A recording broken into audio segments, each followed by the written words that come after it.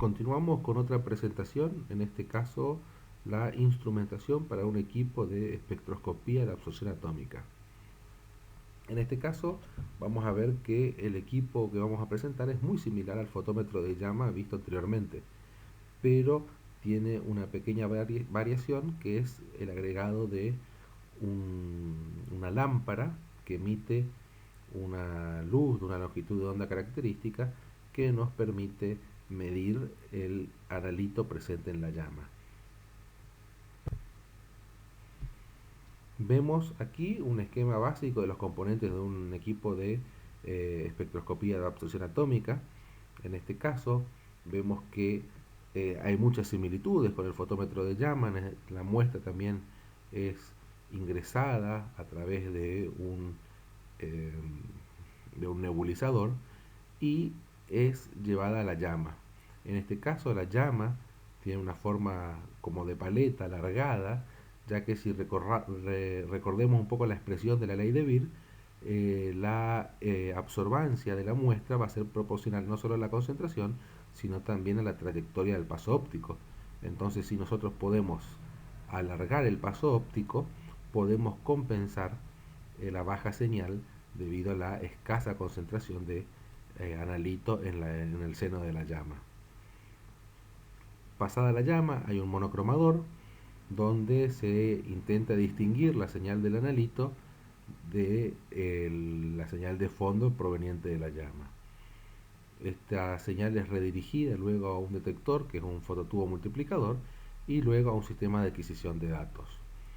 La particularidad de este sistema es también que ya no utiliza una llama de butano-aire, que es una llama relativamente de baja temperatura, sino que empezamos a utilizar mezclas que alcanzan temperaturas superiores. Esto permite que la volatilización y atomización de otras partículas pueda llevarse a cabo, de otros metales. La llama más utilizada es la que proviene de la mezcla de acetileno y aire. Arrancamos entonces con un poco la descripción del mechero que va a utilizar un equipo de absorción atómica.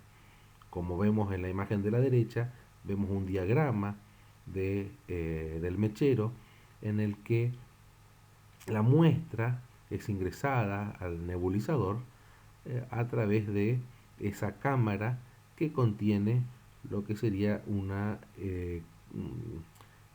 región de premezclado. En esta lo que hace, se ingresa aire, el aire genera una presión negativa que a través del capilar permite la succión de la muestra, y luego se ingresa acetileno y mediante un mezclador de paletas estos gases se mezclan y salen por debajo del mechero, donde una ignición genera la llama. En la figura de la izquierda, o mejor dicho en la imagen de la izquierda, podemos observar una llama de un equipo de absorción atómica encendido, y el recorrido del paso óptico va de derecha a izquierda, atravesando todo el seno de la llama, y que tiene por una longitud de paso óptico aproximadamente de 10 centímetros. En esta imagen podemos ver con más detalle cómo está compuesto un mechero de un equipo de absorción atómica en una imagen real del mismo, no solamente el esquema.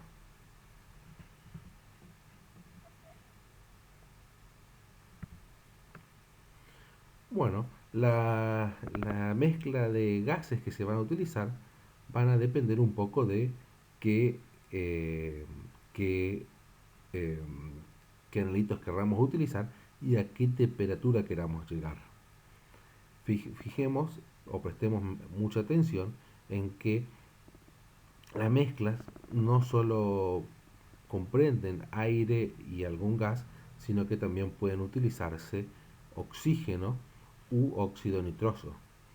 La mezcla con que alcanza mayor temperatura es la de acetileno y óxido nitroso.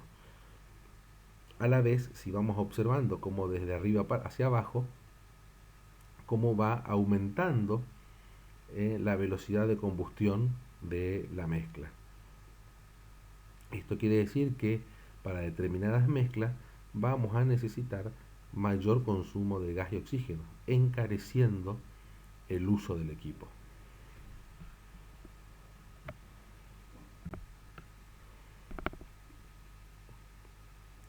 Vale destacar lo que es un sistema chopper. El sistema chopper lo que nos permite es diferenciar la señal de la muestra de la señal de fondo proveniente de la llama. El chopper es una especie de ventilador con paletas que se mueve a cierta frecuencia y está sincronizado con el detector para reconocer sus ciclos y de esta manera reconocer los momentos en los que la señal llega al detector. Cuando pasa por los lados que no están obstruidos, la señal proveniente de la lámpara atraviesa la llama y llega al detector. Luego hay una paleta que obstruye la señal de la lámpara y al detector llega solamente la señal proveniente de la llama. Esto genera lo que se llama una onda cuadrada, es decir, momentos en los que hay señal y otros en los que hay solamente señal de fondo. La diferencia entre estos dos momentos nos van a dar lo que se llama la señal analítica, es decir, va a ser la señal correspondiente a la absorción de luz de la muestra.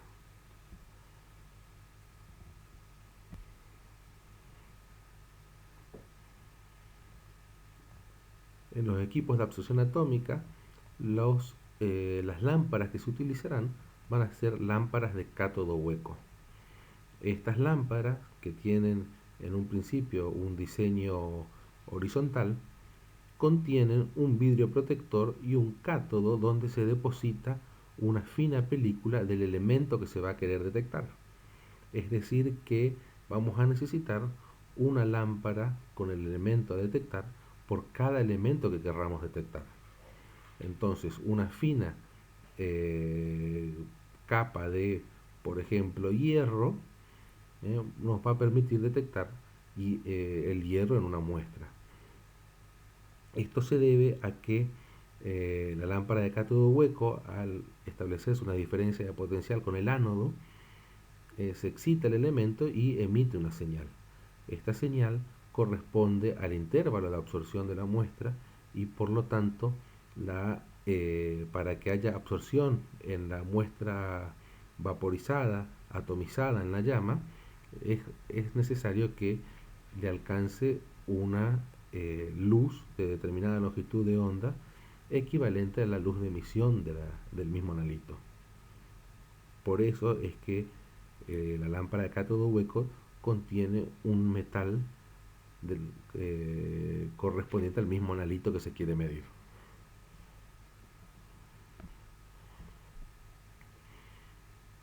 Si observamos en este esquema cuáles son los cambios que experimenta la muestra al ingresar en la llama, podemos ver que la muestra está empezando de abajo hacia arriba, la muestra está en un recipiente y esta es absorbida en una cámara donde forma una mezcla de finas gotas de líquido dispersas en el aire, y esto no es más que un aerosol.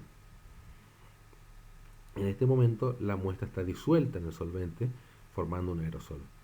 Luego esta es sometida a calor y se evapora el solvente que rodea la muestra, quedando en estado sólido.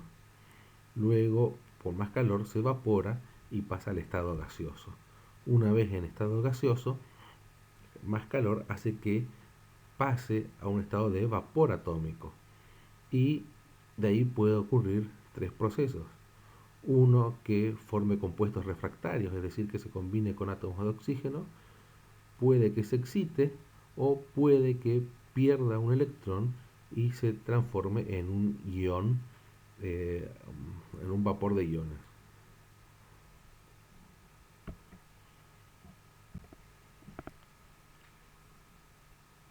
En esta diapositiva podemos ver una lámpara de cátodo hueco eh, original, real, mejor dicho, donde se puede observar que eh, estas lámparas cómo están diseñadas. Comercialmente, estas lámparas pueden encontrarse para unos 70 elementos aproximadamente, y también se pueden encontrar lámparas multielementales, es decir, que tienen depósitos de varios elementos, lo que nos permiten con una sola lámpara poder utilizarla para detectar varios elementos al mismo tiempo. Generalmente estas combinaciones permiten detectar a veces hasta 7 elementos con una sola lámpara.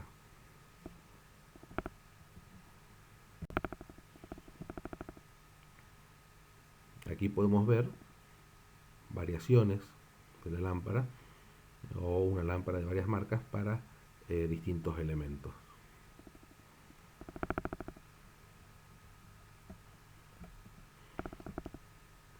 El hecho de necesitar una lámpara por cada elemento nos genera un primer problema, que muchas veces queremos medir varios analitos en una misma muestra. Y esto sería bastante engorroso de hacerlo si por cada analito que queremos medir necesitamos cambiar la lámpara. Incluso si tuviéramos una lámpara multielemental, muchas veces es necesario cambiar una o dos veces para poder medir todos los analitos que uno quisiera. Y el principal problema es que esta lámpara, al ser utilizada, genera bastante calor, y para poder hacer el intercambio hay que esperar que la lámpara se enfríe. No obstante, esto puede ser resuelto siempre y cuando el equipo conste con un carrusel. En este carrusel lo que se hace es se incluye las distintas lámparas que se van a utilizar, y al momento de ser utilizadas lo que se hace es hacerlas girar y poner en posición la lámpara del elemento que se desea medir.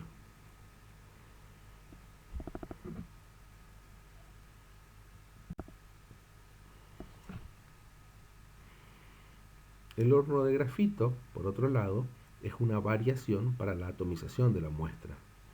En este caso, vemos la vista superior de cómo es un horno de grafito. En el mismo tenemos una ventana y tenemos ingreso de gas y de agua. El agua actuará como refrigerante y a la vez tendrá piezas de grafitos que harán contacto eléctrico para tener un calentamiento electrotérmico. Podemos ver que esa línea punteada representa la dirección del haz de luz, es decir que esa línea punteada estará en el camino del paso óptico del equipo. Aquí podemos ver cómo es un verdadero horno de grafito, más allá del esquema.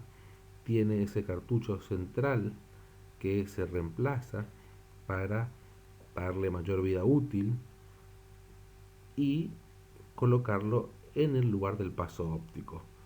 Cuando el horno de grafito está en funcionamiento, llega a la temperatura de atomización de la muestra y de los analitos y genera un color intenso. Para poder utilizar el horno de grafito hay que hacer un programa operativo. En una primera etapa, el horno de grafito calienta a unos 120 grados aproximadamente para proceder al secado o evaporación del solvente. Luego aumenta la temperatura hasta unos 600 grados para eliminar la materia orgánica que puede acompañar la muestra.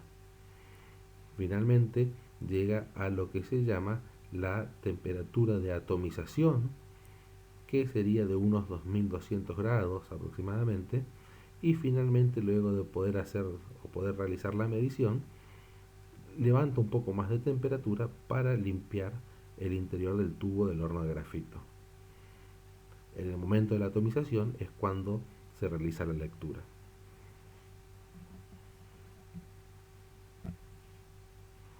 Aquí podemos ver un equipo de espectroscopía de absorción atómica que utiliza un horno de grafito para la atomización de la muestra. Otra ventaja de esto es que podemos utilizar muestras en estado sólido. Ya no hace falta que la muestra esté disuelta en algún solvente líquido como el agua, por ejemplo.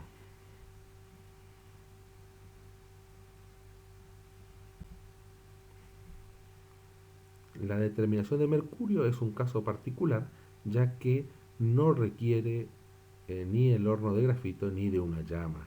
Lo que sí requiere es una celda de cuarzo especial en forma de T que debe ser adquirida para poder realizar la medición del mercurio.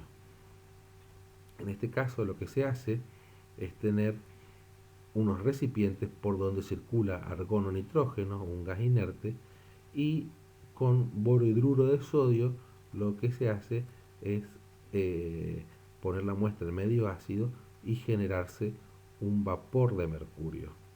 Este vapor de mercurio es arrastrado por el argón o el nitrógeno e ingresa a la celda de cuarzo.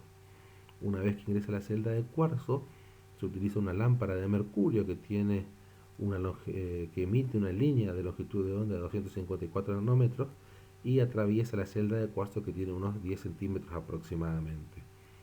Nuevamente recordemos que esa longitud de 10 centímetros para la celda de cuarzo lo que nos permite es ampliar la sensibilidad de la lectura, ya que el contenido dentro de esa celda el contenido de mercurio dentro de esa celda es bastante escaso.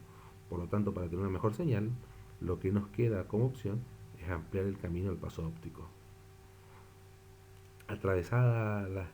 Una vez que la señal atraviesa la celda de cuarzo, llega al detector y se registra la señal.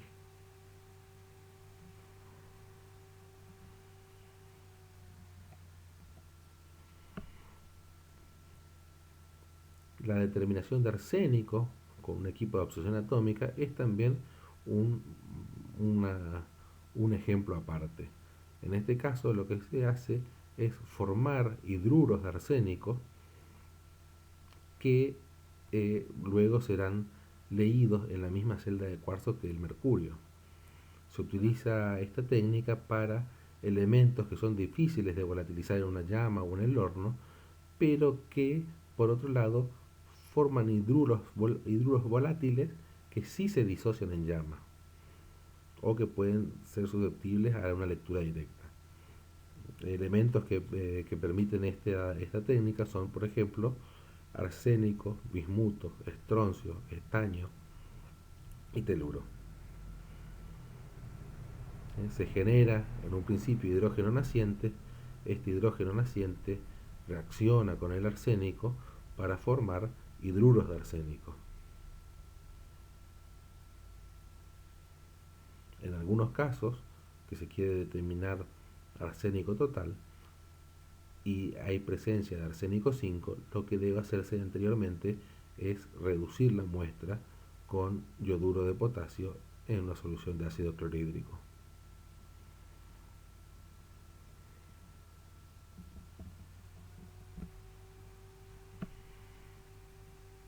En este caso podemos ver un equipo de absorción atómica con generador de hidruros en los que hay un reservorio con las soluciones necesarias para formar el hidrógeno naciente.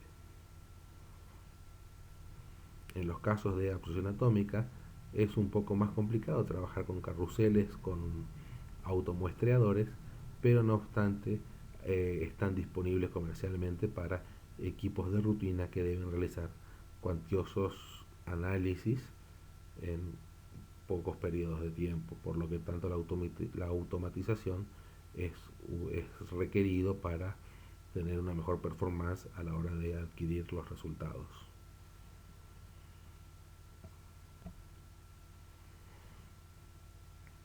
En este caso vemos un equipo con automuestreador que además posee una llama, horno de grafito y una sección de generador de hidruros. De acuerdo a la configuración del equipo, también tendremos un costo inicial de uso y mantenimiento del equipo. claro está que eh, estos equipos están diseñados para un uso de rutina diario y que no son rentables de adquirirlos si no, se van a si no van a ser utilizados para grandes grupos de muestras.